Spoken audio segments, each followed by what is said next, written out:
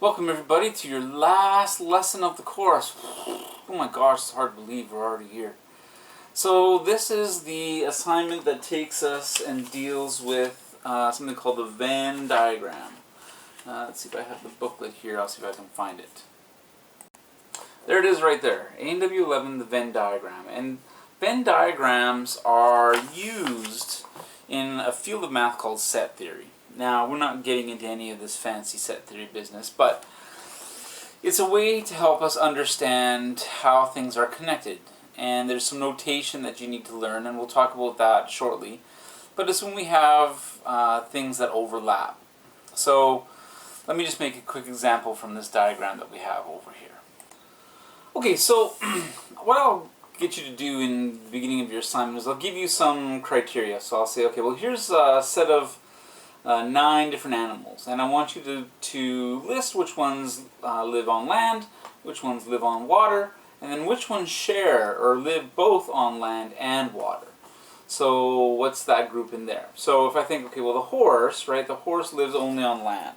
So the horse lives on land, the cow lives on land, and the pig lives on land. So I can just put letters in here, the horse, the cow, and the pig, right? They live only on land. In the water, we have the whale, the salmon, and the shark. So for our W, we have the whale, the salmon, and the shark, right? And the turtle and the frog and the walrus all live partially on land and partially in water, right? The turtle swims in the sea but then lays its eggs on the land. The frog starts off as a tadpole in the ocean and then changes and molts and becomes a frog and spends most of this time on land. So it starts off in the water and then winds up as the land. And the walrus rests on the land but feeds in the water. So the turtle, the frog, and the walrus, they go here. The turtle, the frog, and the walrus, right? They have, they share the worlds. They live on both land and water. So this is what we're talking about with Venn diagrams, right? Figuring out which ones share, which ones don't, how are they related to one another. So the job is actually quite easy to do, right? Your work is not super complicated. We get into some probability because we are doing probability right now.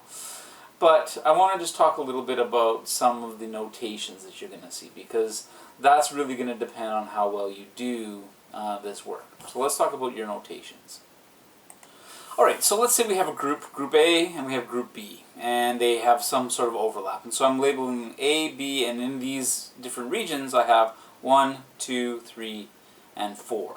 So going back to our idea of, living on land or living in water, you could have something like doesn't live at all. So like a car doesn't live at all, or a plane, or something like that. Something that's outside of the groups that we have. So, okay, so let's have a look at some of our notations here. Okay, so if I think about just A, right, the only thing that has only A values in it would be this guy right there, number 1. Number 1 is the region that is just A. So I call that slot 1, or number 1 represents the area of just A. And similarly, just B would be number 2 over there, right, because number 2 is not shared, it's only the guys that represent B. So there's number 2. Okay, now this A, this next one down here, A, and this weird looking N, that N stands for intersection. So this is the intersection of the A group and the B group together. So what is the overlap? And that's our number 3 over here. So this N looking thing is intersection. You're like, what? Okay, and so I kind of remember it as the N there, like that shape. It's not really an N, but that's kind of what it looks like. Represents the intersection. You can remember it like that if you like. That's how I remember it, actually. So that's the intersection of those two bubbles, those places where they overlap. So that's number 3. And then AUB stands for A union B, and that's all the numbers that have A's and B's. So it's the number 1, the number 2, and the number 3. So this is 1, 2, and 3. A union B. So it's all the A's and B's together. But remember, there's a group that doesn't have any A's or B's at all. It's this 4 over there. So this next guy says A union B bar. Okay, and so that bar represents the word not. So this is not. That's what that little symbol means. Not A union B. And so we have A union B over here. That's 1, 2, 3. The not part is the part that's not a part of that big group. So 4 is your answer to that one. Okay, so the next one is not the intersection of A and B. So everything but that 3. So 1, 2, and 4. 1, 2, and 4. So not just A. Well, 1 is just A, so all the other ones are the not. So 2, 3, and 4. 2, 3, and 4. Okay, and not just B. So this guy is just B, so all the other ones, 1, 3, and 4, are the not versions. 1, 3, and 4. So that's the notation, right, that you have to think about. Now, you know, you guys might want to keep in mind, you know, 620 on your slider there, so you can go back and think about, or, you know, revisit what these notations mean if you need to. Okay, so you might want to write that down for yourself. 620 is about the end of this little discussion. So from here we can do probability. Okay, so I'm going to change this around slightly to think about the probability nature of this particular diagram. Alright everybody, so here's a similar diagram. I have group A and I have group B and I have an intersection and I have an outside section as well. If you count up the numbers, there's numbers 10, right? 1, 2, 3, 4, 5, 6, 7, 8, 9, 10, right? So there's 10 total.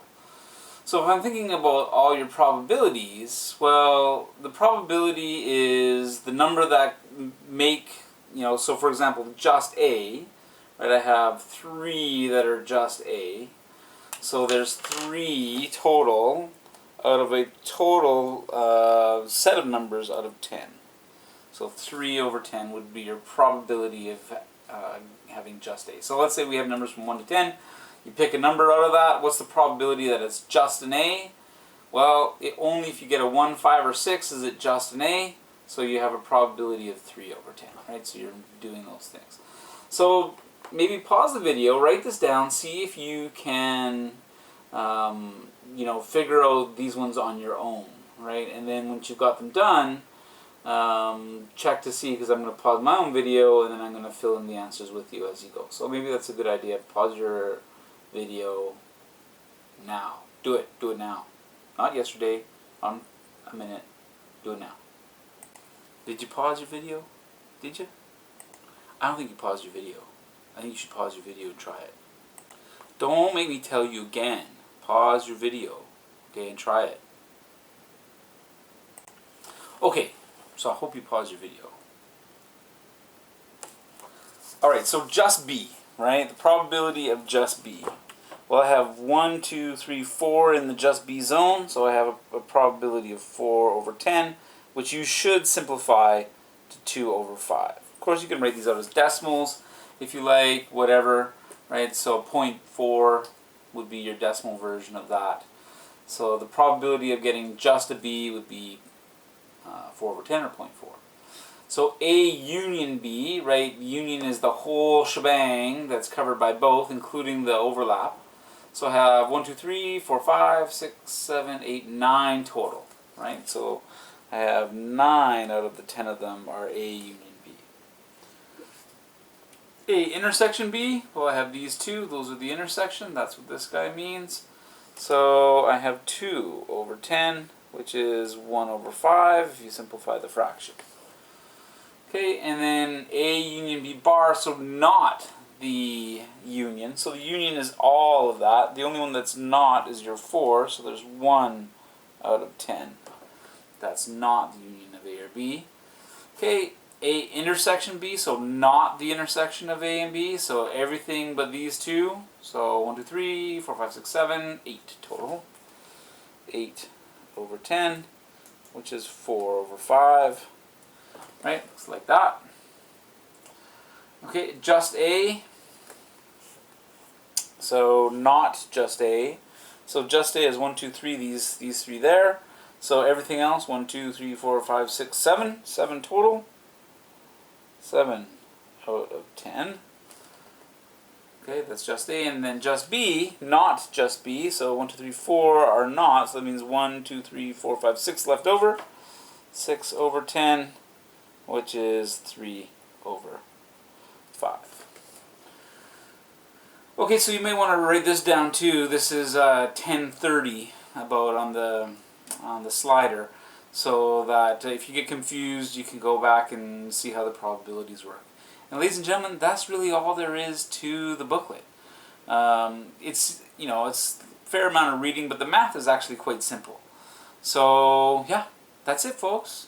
Get that done, get it in, and you're donezo.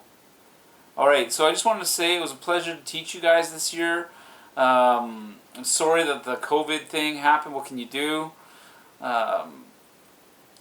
That's how it is. I would have liked to have been able to finish our stock ticker project properly, but can only really do it if you're here in person, doing regular classwork. So we just finished off the curriculum, and here it is. Okay, guys, take care. See you later.